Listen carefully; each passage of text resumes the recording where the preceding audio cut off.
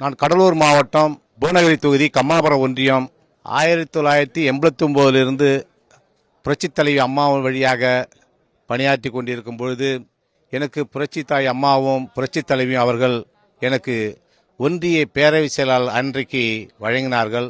அதிலிருந்து இதுவரைக்கும் நான் அம்மாவுடைய வழியில் நடந்து கொண்டிருக்கிறேன்.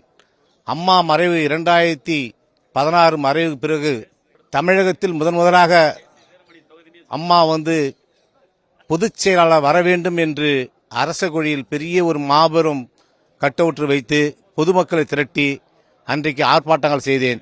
அதிலிருந்து தொடர்ந்து நான் அம்மா வழியில் தான் நடந்து கொண்டிருக்கிறேன்.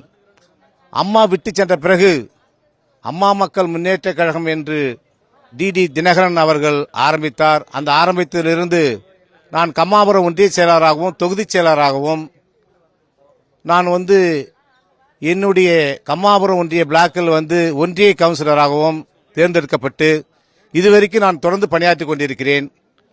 எனது கிராமத்தில் நெய்வேலினால் பல பாதிப்புகள் அடங்கிய மக்களுக்காக பல போராட்டங்கள் செய்யும்பொழுது அதை நான் அன்றைக்கு இருந்த டிடி தினகரன் அவரிடம் சொல்லி மக்களுடைய நலனுக்காக குரல் கொடுக்கும் போது சரியான பதில் சொல்லவில்லை, அது ஈடுபாடு படவில்லை. அதன் காரணங்கள் பிடிக்கவில்லை என்ற காரணத்தினால் நான் என்னைக்கு அம்மாவுடைய வழியில் நடந்து கொண்டிருக்கிறதுனால் நான் மீண்டும் புரட்சித்தாய் அம்மா வழியில் வழிநடக்க நான் இங்கே கலந்து கொண்டிருக்கிறேன்.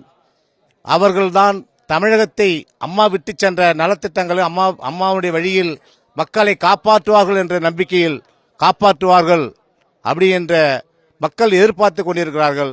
விரைவில் அவர்கள் விட்ட தமிழகத்தை மக்களுக்கு சுற்றுப்பயணம் செய்ய தயாராக இருக்கிறார்கள். அந்த வார்த்தையை வெளியிட்டவுடனே பொதுமக்கள் ஆர்வத்தோடு எதிர்பார்த்து கொண்டிருக்கிறார்கள். மக்கள் எழுச்சியோடு இருக்கிறார், தமிழக மக்கள் எழுச்சியோடு இருக்கிறார்கள்.